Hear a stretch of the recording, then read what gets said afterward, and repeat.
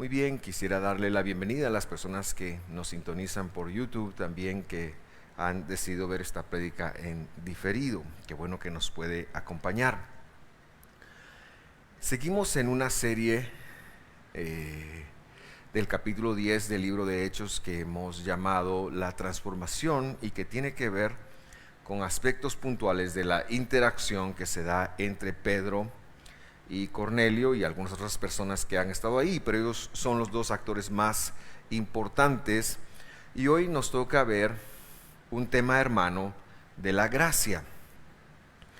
Cuando me decidí a ver estos temas hace algunos meses, estos dos temas que hemos visto, tanto el de la semana pasada, la gracia, como el tema de hoy, la elección divina, no tenía claro cuál iba antes del otro. Es decir, no sabía si hablar de la elección divina primero o de la gracia primero. Me decidí al final hablar de la gracia primero, pero que sepa usted que este es un tema hermano. Lo único es que este momento, esta escritura de la elección divina es muy complicado de entender, y yo soy muy honesto al decirle a usted, yo no entiendo por qué Dios me eligió. Entiendo que fue por su gracia, pero lo que estoy claro es que Él no vio algo en mí que lo ocasionó a reaccionar para elegirme. Parece un trabalenguas eso, ¿verdad? Dios en el humano, en los que ha elegido, no vio un potencial, no vio una meritocracia, no vio méritos, sino que la elección divina se da por algo más allá que cae dentro de la sabiduría de Dios. Es decir, solo Dios sabe por qué nos eligió. Solo Dios lo sabe, yo no lo sé. Pero esto está muy conectado a la gracia, y entonces leemos el versículo que nos lanzaba la semana pasada, Hechos 10:34, dice: entonces Pedro tomó la palabra y dijo: ciertamente ahora entiendo que Dios no es un reconocedor de gracia. Quiero con esto, con este trasfondo en donde Pedro está diciendo, este es un momento de gracia que está llegando a los gentiles, es lo que Pedro está diciendo. Yo no sabía que Él los había elegido a ellos. ¿Por qué los habrá elegido? Pedro no lo sabe. Pero gracias a Dios hubo un hombre después de Pedro que se llamaba Shaul y cuyo título era Pablo.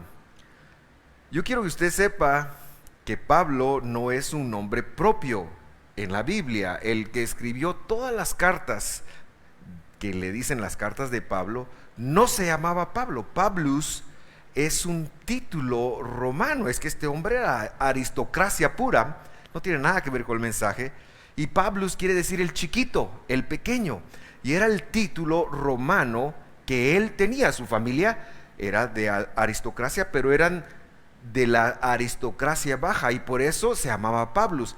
Y cuando él empieza a hacer sus cartas, él dice: de todos los apóstoles del Señor, yo soy el más pequeño, y por eso las empieza a firmar Pablus. Nada tiene que ver con que primero era yuca y después era yuca suavizada, sino tiene que ver con el corazón humillado de este hombre.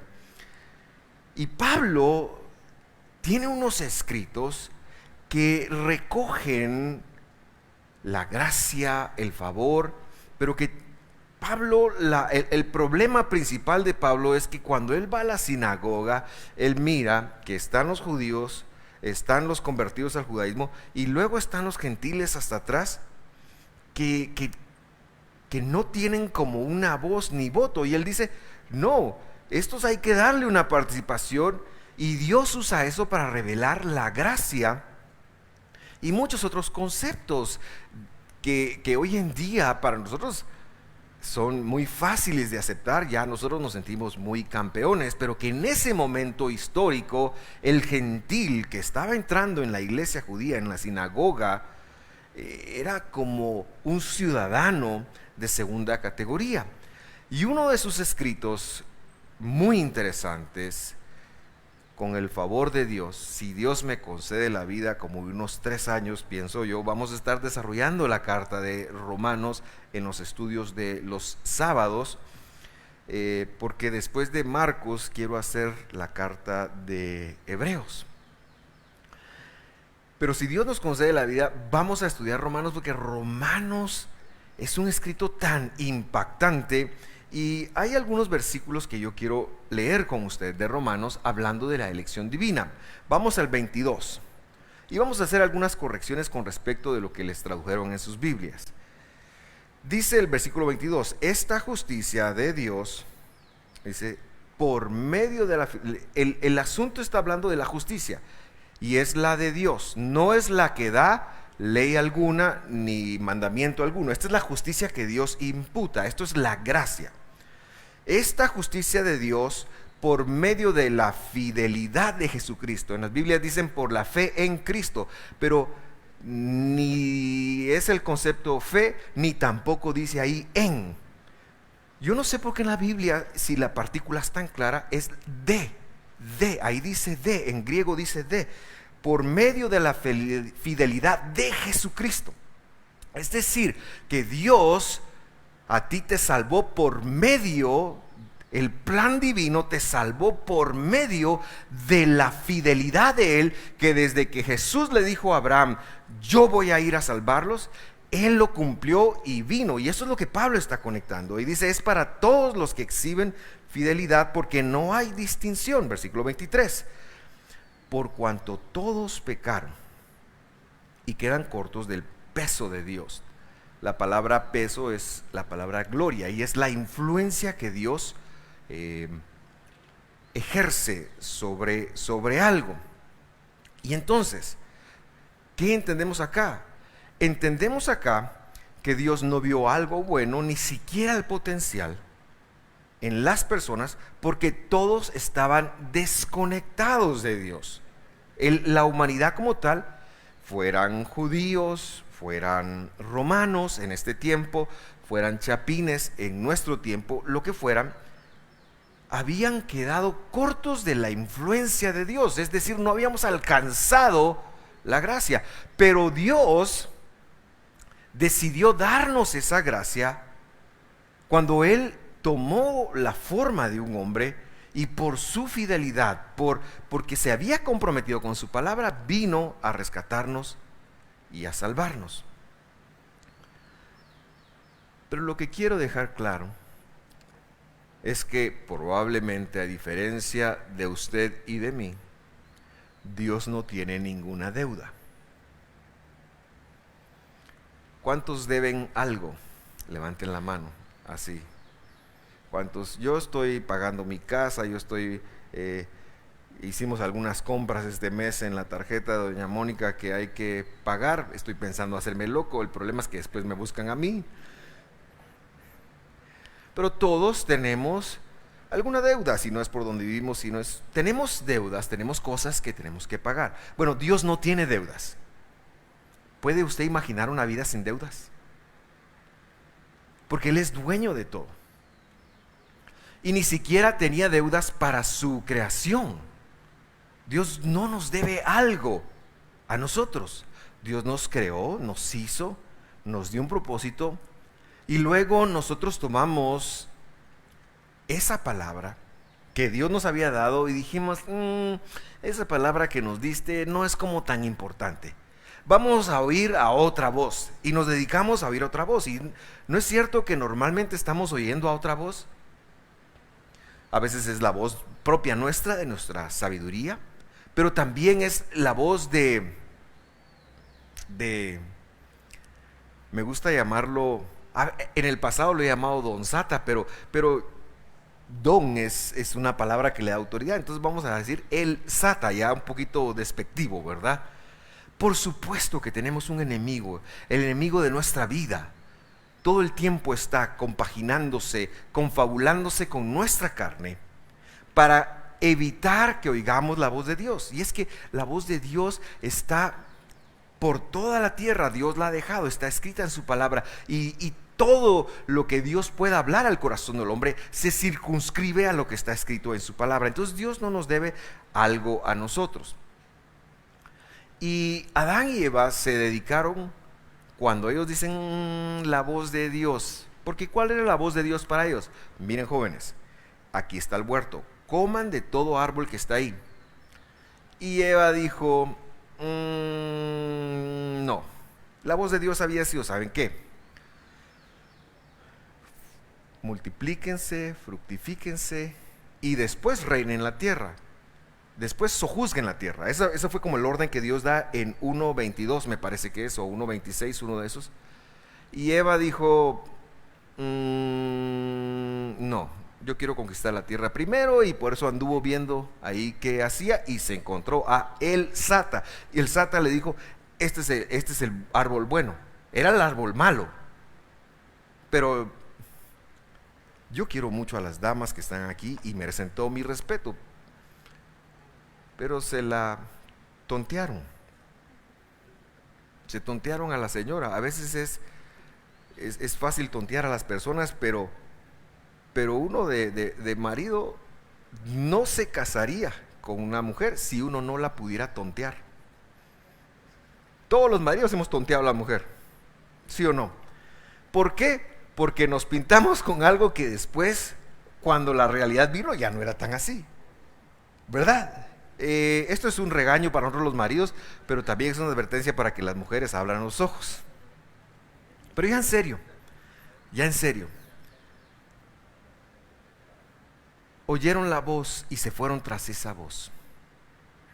Y ahí perdimos nosotros el derecho de cobrarle a Dios. Así que Dios no le debe nada a nadie. Y por gracia y por amor y por fidelidad, Él hizo una promesa. Él hizo una promesa de venirnos a rescatar. Esto es lo que hablábamos la semana pasada.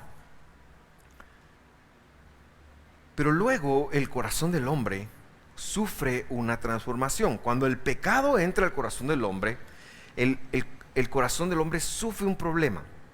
Y ese problema se llama, y por corazón yo me refiero a la mente, a los pensamientos, al ánimo, a las intenciones, a toda esa parte que existe en el cerebro, que tiene que ver con nuestros pensamientos, nuestras emociones, nuestros sentimientos. El corazón del hombre se endureció. Y cuando digo hombre me refiero al humano. El corazón humano se endureció. Y entonces, si usted lee la historia bíblica, en lugar de buscar la restauración, todo el mundo se dedicó a otras cosas. Todo el mundo se dedicó a ver qué encontraban otras cosas. Uno de estos ejemplos, hablando de la dureza del corazón, es el faraón. Hace algunas semanas creo que cantamos, echó a la mar los carros del faraón. Oh. Gracias, Huicho.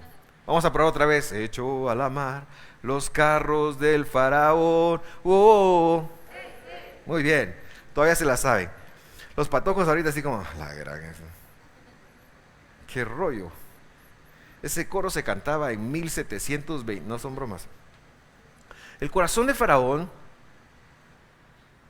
dice la Biblia, o traduce la Biblia, que Dios lo endurecía. Pero cuando usted va a hacer una lectura más clara, lo que vemos son tres palabras distintas en donde el corazón de Faraón poco a poco empezó a tener un proceso y cada vez se fue poniendo peor. Entonces lo que Dios hacía con el corazón de Faraón era dejarlo duro. Leamos otro pasaje de Romanos. Así que, mire esto, y ahora ya enfilándonos a la elección de Dios. Así que, Romanos 9:16, no es del que quiere ni del que corre, sino del que Dios tiene. Ahí pone misericordia, pero no es misericordia. Vida eterna del que Dios tiene. Versículo 17, porque la Escritura dice: a Faraón, para esto mismo te he levantado, para demostrar mi poder en ti y para que mi nombre sea proclamado en toda la tierra. Pero lo que yo quiero empezar a sugerir en su mente es que no es del que se esfuerza mucho, hablando de la salvación. Yo no quiero minimizar ni menospreciar el esfuerzo, pero de la salvación, de la gracia de Dios, de que Dios nos eligiera, no es del que se esfuerza mucho, no es por nuestro potencial, es de quien Dios tiene gracia, es de quien Dios quiere. La Escritura dice, sigue diciendo en el versículo 18, así que Dios tiene gracia del que quiere, y al que quiere deja duro. Creo que la traducción dice endurece, pero es que Dios no tiene que endurecer el corazón de nadie. El corazón del humano ya es duro. ¿Verdad que desde niño, mi hijo, haga tal cosa? ¿Y qué es lo que los muchachos quieren? Quieren ir en contra de lo que uno les dice. ¿No le ha pasado, dama, que usted está con sus hijos y van a visitar, o le pasó a los que ya tienen una familia grande, de hijos grandes? Usted fue a visitar alguna casa y uno quería que sus hijos estuvieran, pues se fueron con usted bien portados. Pero de repente, ¿no le pasó alguna vez que algún niño solteó un pequeño llanto en forma de berrinche? Y uno se siente avergonzado, y uno se siente de alguna manera como, ay, Señor, cállalo. En ese momento es: Padre, llévatelo, te lo mando. Porque uno se siente avergonzado en la presión. Pero al niño que está teniendo el berrinche, eso le vale gorro. Es que no le importa. Es que él no sabe lo que está sintiendo. Entonces el ser humano, y si usted le dice por las buenas: mi hijo, cállese, porque ¡ay! Cuando lleguemos a la casa te voy a matar, patojo. Pero no, que no lo oiga el anfitrión, ¿verdad? ¡Ah! El niño, o sea, igual no hay las de ganar. Yo no sé si a ustedes les pasó. A mí no me pasó, porque yo por eso no llevaba a mis hijas. Hasta bromas. Pero ya en serio, vemos, y en función de las cosas, cuando Dios nos advierte de algo y pensamos: yo quebranté esto y no pasó nada, ¿qué es lo que el hombre piensa? Entonces no es así. Entonces puedo seguir haciendo esto y no importa lo que yo haga, puedo seguir quebrantándolo y no va a pasar nada. ¿Por qué? Porque el corazón del hombre es duro. Entonces, para que haya una cuestión, Dios va a hacer una elección para trabajar con el corazón de las personas. Eso es lo que se llama salvación. Eso es lo que se llama salvación. Versículo 19.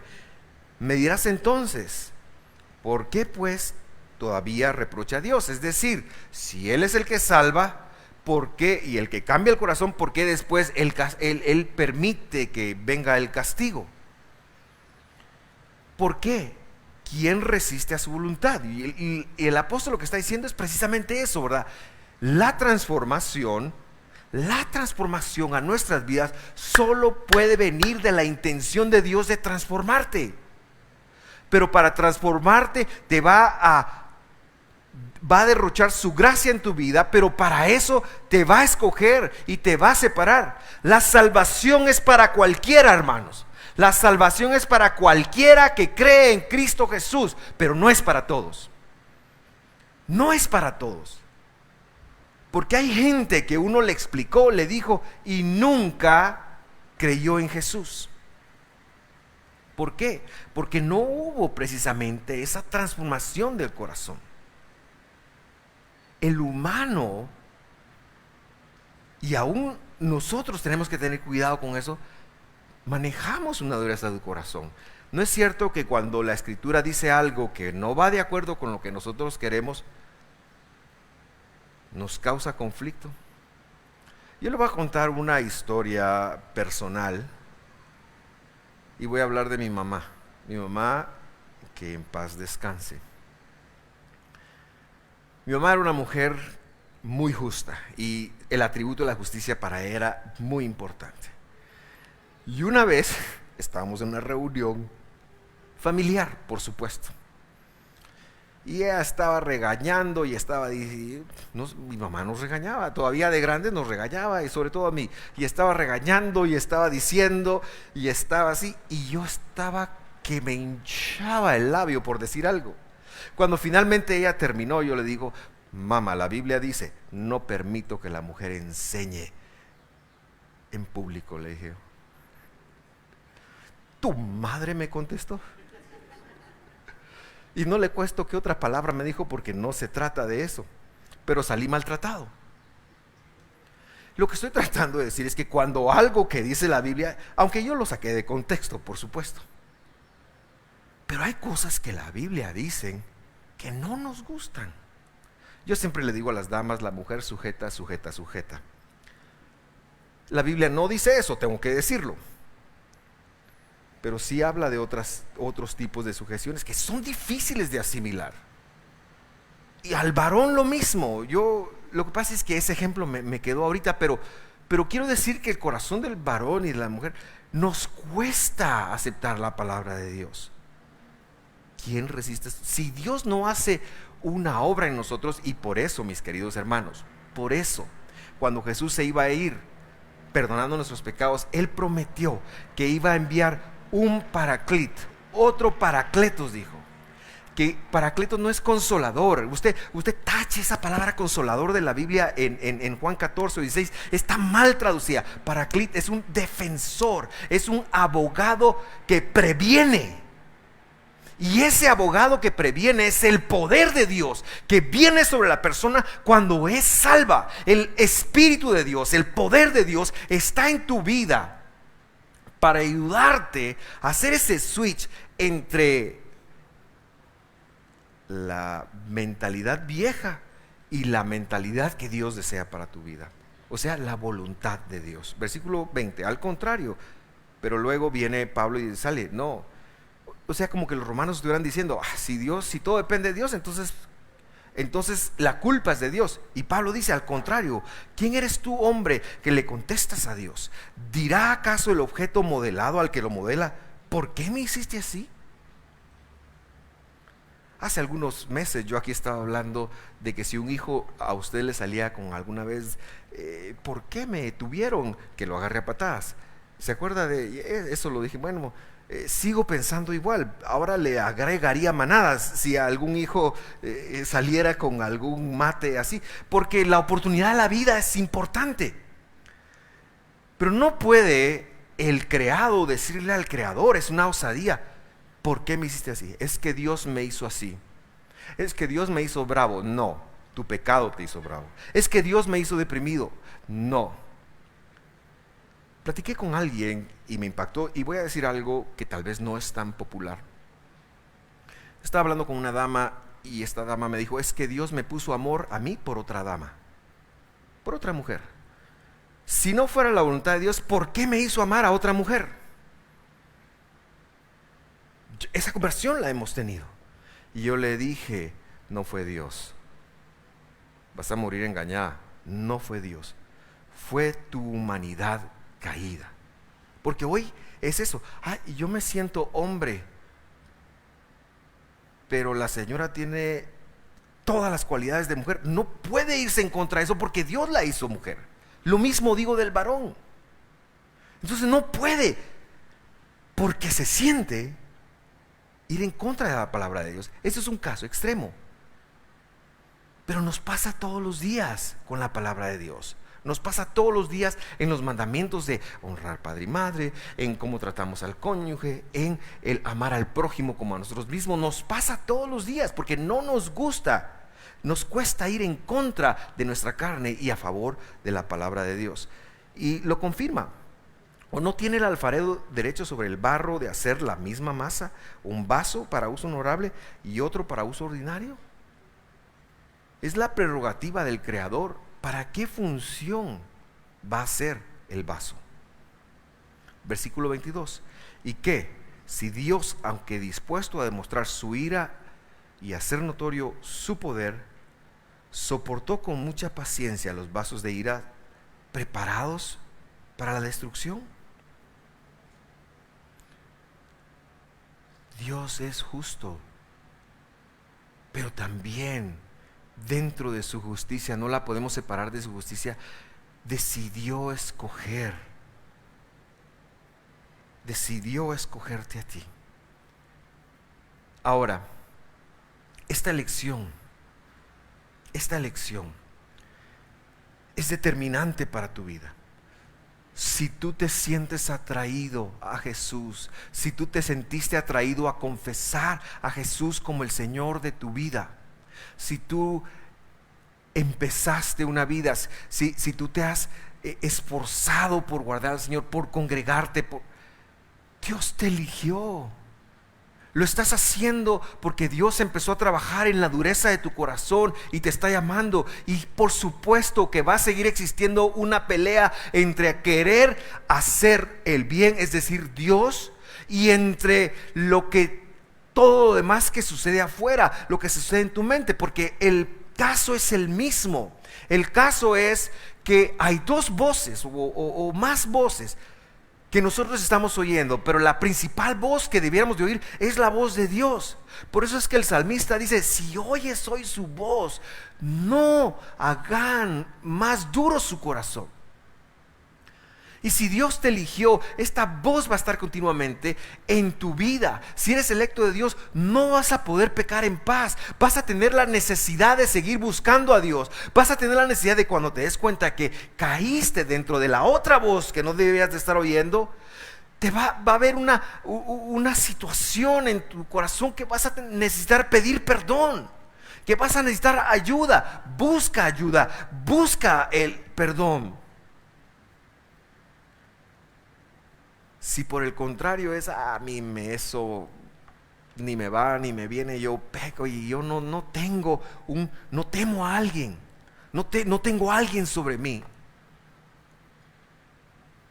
entonces ten cuidado, porque Dios a sus hijos los disciplina. Dios a los que escoge los disciplina. Y no se trata de que Dios está así como cada momento que nos equivocamos. No es así. Si así fuera, no viviríamos. Y lo que Dios empieza a hacer es que, porque te escogió, te empieza a hablar de vivir dentro de la palabra de Dios, de vivir como Dios. Por eso sientes alguna necesidad de ir a la iglesia, por eso sientes la necesidad de abrir la escritura, por eso sientes la necesidad de saber de Dios.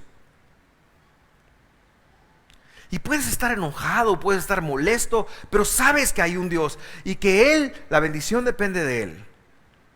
Es porque fuiste escogido. Pero eso no quita que dentro de nosotros haya un gran conflicto muchas veces por las cosas que hacemos. Y si Dios te eligió, y yo creo que Dios te eligió porque tú lo has confesado como tu Señor, querido hermano, Dios no está así como al acecho de en qué te vas a equivocar. No es mala onda, no está así como viendo para castigarte. Dios no es así. Las consecuencias te van a llegar porque así es el mundo. Las consecuencias nos van a llegar, pero no es que Dios esté aquel se movió medio milímetro de mi voluntad, pum, su rayito. Dios no es así. Pero Dios lo que sí es que si te escogió, su vara y su cayado te van a servir para devolverte al camino. Pero a veces esa vara y ese cayado afectan, duelen. Me voy a hincar un momento. Duelen porque castigan el ego. Y había un pecado en la Biblia que lo especifica, y hay una situación en la cual yo quiero aterrizar. Y es el pecado que aparece, o una situación muy curiosa que aparece en la Biblia que se llama, le dicen lepra. En Levítico, si usted ha leído Levítico, decía que de repente la gente salía con lepra. Y vemos que Jesús tiene una interacción muchas veces con varios leprosos. Bueno, no se refiere a lo que se conoce como lepra. Esta enfermedad era una enfermedad cutánea, es decir, de la piel, que lo que exhibía, lo que demostraba, era que había pecado en las personas. ¿Se acuerda usted de esta historia en donde si alguien salía con esa enfermedad tenía que irse fuera del campamento por 7 días y ver? Bueno, es esa enfermedad. Esa enfermedad era la consecuencia de que la santidad de Dios vivía en el tabernáculo, y que cuando había un fallo, porque eso es nuestro problema es que queremos la santidad y entrar y tener intimidad con Dios, pero nuestro pecado impide eso o genera golpe a eso. El problema es que la relación con Dios sin Cristo Jesús te puede matar, porque nosotros no somos santos y Él sí. Es como, nos gusta la luz del sol, ¿verdad? Nos gusta la luz del sol cuando estamos ahí en la playa. Qué bendición la luz del sol. Pero si usted tomara un cohete y se acercara al sol, eventualmente sería desintegrado. Bueno, el sol no puede llegar a explicar toda la magnificencia de Dios. Y por eso Dios puso un plan en el cual Él se hizo como uno de nosotros para pagar el precio de rescatarnos. Porque si no, no habría humanidad. Y dentro de ese proceso se dio esta enfermedad. Entonces Dios vino e hizo una manifestación visible de Él.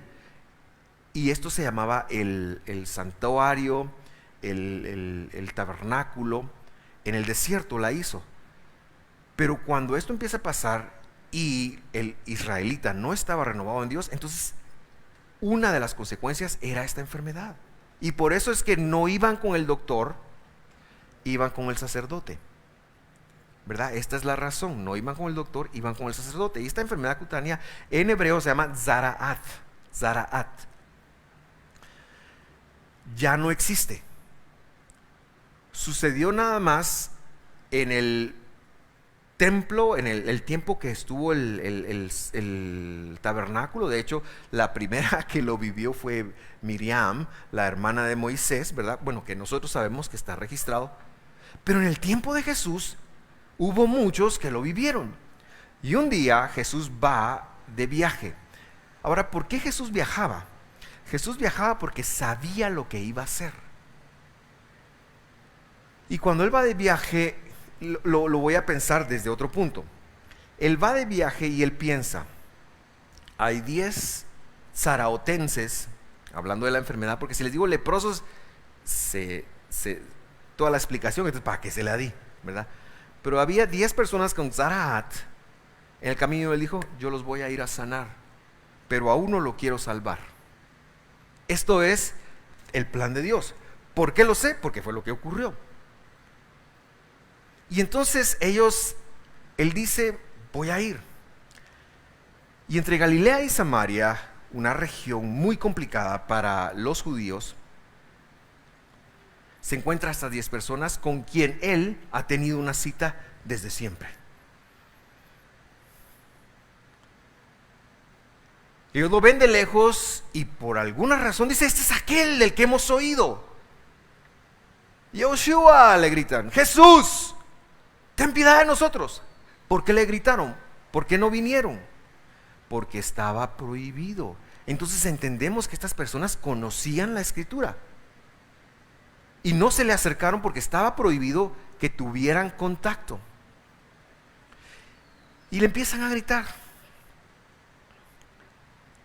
Y Él, que sabe lo que va a hacer, a la distancia, Él dijo, muchas tranquilas, yo soy Dios, yo los sano, sean sanos, hijos. Él les dice, como lección para usted, para mí y para ellos, Él les dice, miren mucha, bueno, no le dijo mucha, ¿verdad? Pero eso lo digo yo. Vayan y presenten la ofrenda que la Escritura manda que ustedes tienen que presentar cuando son limpiados.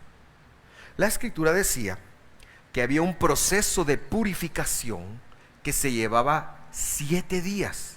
Eso decía la Escritura, 7 días se llevaba ese proceso de purificación. Y Él les dice que hagan el último paso del proceso de purificación porque ya están puros. Es decir, Él los ha limpiado.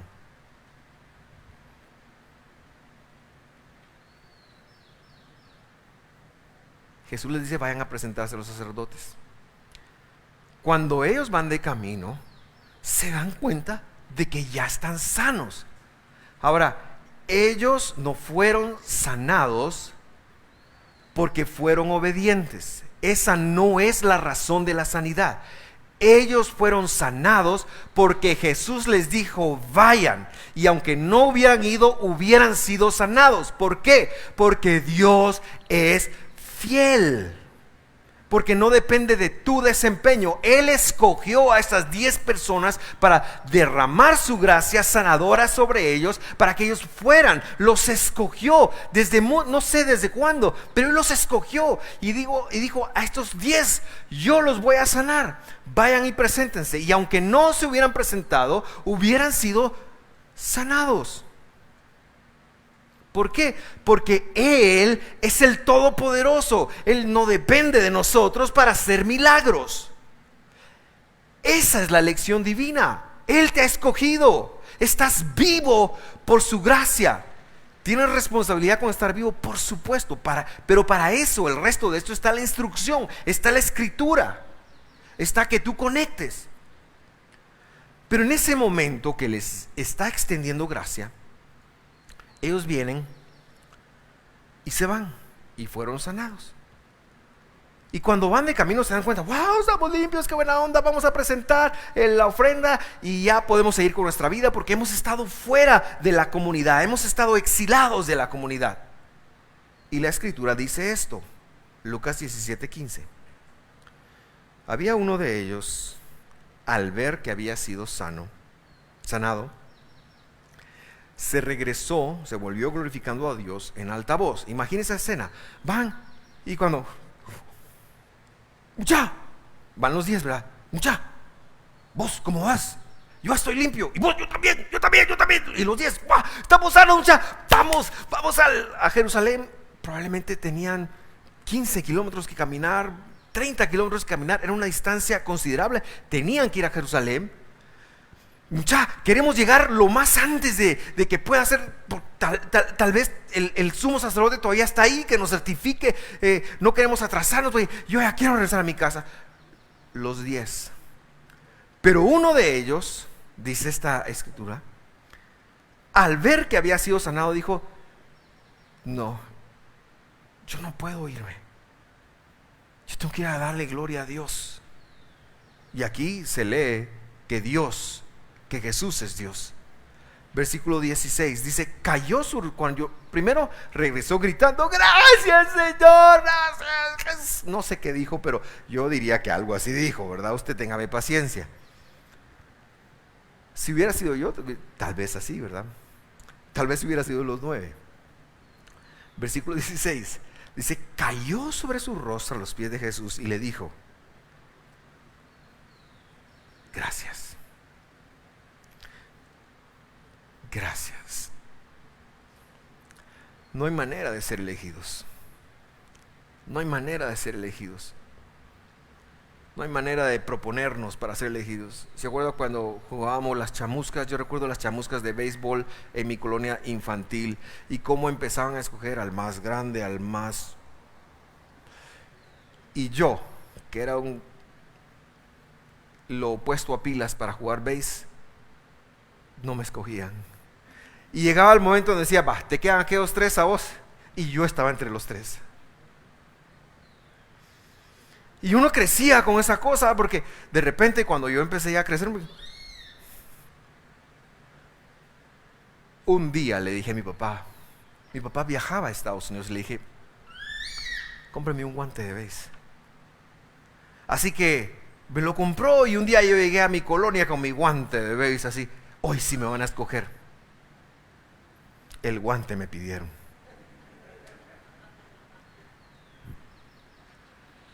Tenemos una necesidad de ser escogidos para las cosas estas. Cuando usted escogió esposa, cuando usted escogió esposo, ¿verdad? Importante. Con Dios, al llegar acá, no tuvimos algo que ver. Dios te amó. Si Dios hubiera sido aquellos mis compañeros que escogían para el béis, Él se hubiera fijado en mí primero: ven, y me hubiera dignificado. Eso fue lo que hizo contigo y conmigo. Nos ha dignificado. Eso fue lo que hizo con este hombre, y por eso él dice que regresó y le dio gracias. La única forma de vivir bien, la elección que Dios ha hecho por nosotros, porque no tenemos algo que ver. La semana pasada ya veíamos algo de eso, ¿verdad? Ser testigos y ser obedientes a la voz de Dios. Pero yo quiero decirle que la elección divina también requiere nuestra gratitud. Este hombre, dice, era samaritano. Versículo 17, Jesús le preguntó: ¿no fueron 10 los hombres los que quedaron limpios? ¿Y los otros 9? ¿Dónde están? No hubo ninguno que regresara a dar gracias, gloria a Dios, excepto este extranjero. Lo que te quiero decir es que aunque Dios te escogió y te escogió así como los otros 9, Él le pone mucha atención a la gratitud. De los otros 9 no dijo nada. ¿Dónde están los otros 9? ¿No eran 9? No hubo ninguno que regresara excepto este que ni siquiera, o sea, los otros 9 eran creyentes, estaban en un proceso, iban a la iglesia, pues eran como usted y como yo, se sentaban, recibieron gracia. Pero este ni siquiera era creyente, era extranjero, y fue el único que regresó a dar las gracias. Lo que quiero decirle es que Dios le pone mucha atención a su gratitud. Eso no le va a generar ningún mérito, pero Dios le pone mucha atención a su gratitud. Mi consejo es, en lugar, usted es creyente y tiene la vida que tiene, y si usted quiere salir de problemas financieros, si usted quiere salir de problemas todo económicos, de salud y todo, ahí está en la Biblia qué hacer. Hay que trabajar mejor, hay que prepararse, hay que estudiar, hay que hacer lo que la Escritura dice que hay que hacer. Ahí está. Pero Dios se va a percatar en su gratitud. La gratitud suya es importante para manejar una importante, cercana relación con Dios. Es vital, es determinante. Qué bárbaro, que llevo mucho tiempo. Termino, versículo 19. Entonces le dijo Jesús a él: levántate y vete. Yo quiero que usted ponga mucha atención. Este hombre era el enfoque de Jesús, porque lo había escogido. Si para llegar a este hombre tenía que sanar a los otros 9, lo iba a hacer, no importaba. Pero le dice: levántate y vete. La fidelidad para contigo, es decir, Dios te ha salvado. Te ha salvado. La intención de Dios, del que lo escogió, era sanar a los otros 9, porque lo quería salvar a él. Sí, es impresionante. Me impresiona. Tú ya eres salvo. Tú ya estás en Dios. Quizás caemos en la categoría de los otros 9, ya somos salvos. Yo te invito a incorporar a tu vida el valor de ser agradecido. Conozco gente que cuando se levanta en la mañana, se levanta y dice: gracias, Señor, por la cama donde dormí, gracias por estar vivo, gracias por mis manos, gracias por... Y pasan 1, 2, 3 horas dándole gracias a Dios por todo. Tienes demasiadas cosas de parte de Dios que te da para ser agradecido. Antes de orar, termino con este versículo. Dice: ustedes, quiero enfatizar el punto, Juan 15:16, ustedes no me escogieron a mí. Jesús le está hablando a su núcleo más cercano, sino que yo los escogí a ustedes y los designé para que vayan y den fruto, y para que su fruto permanezca, para que todo lo que pidan al Padre en mi nombre se conceda. Yo quiero que antes de irte de acá, tú te quedes con esto en el corazón. Yo no escogí a Dios, Jesús me escogió a mí. Y entonces la aplicación práctica sería, ¿cuál es mi forma de responder? Empieza con ser agradecido. Empieza con ser agradecido. Es que si usted supiera cómo me va, no tienes excusa alguna para no ser agradecido. ¿Sabes por qué? Porque la escogencia de Dios es la diferencia para ti entre la vida y la muerte. Es la vida eterna. El don más grande de Dios es la vida eterna, y el que te ha escogido es que lo puso en ti. Vamos a orar.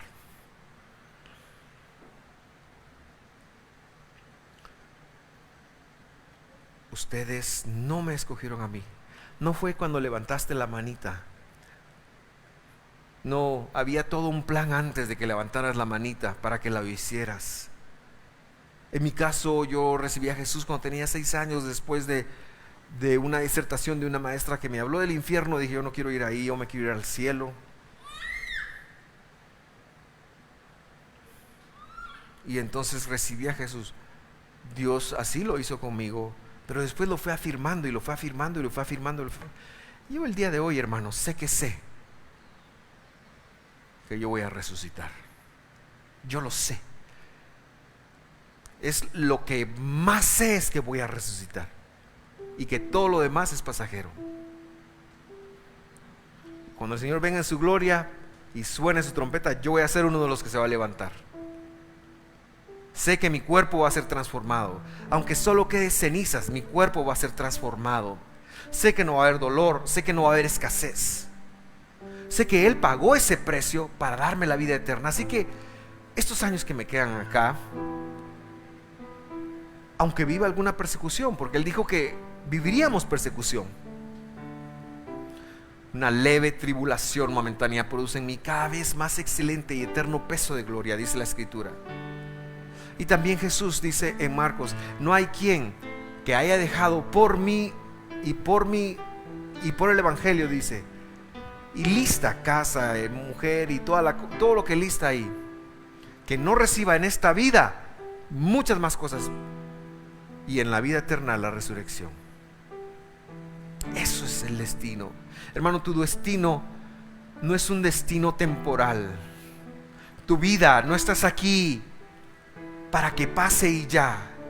Eres una persona de propósito. Tú eres una persona de propósito. Eres un escogido de Dios. Es que no hay algo más importante ni más grande que ser escogido de Dios. Es que hay gente que tiene más que tú, que no tiene eso. Hay gente que es más sabia que tú, que no tiene eso. Hay gente que tiene más plata que tú, que no tiene eso. Pobres de ellos. Hay gente que tiene una mejor esto, mejor otro, mejor lo que quieras, pero que cuando se termine la cosa aquí en la tierra, ahí acabó para ellos. Nosotros tenemos un Dios que nos ha escogido, que nos ha salvado.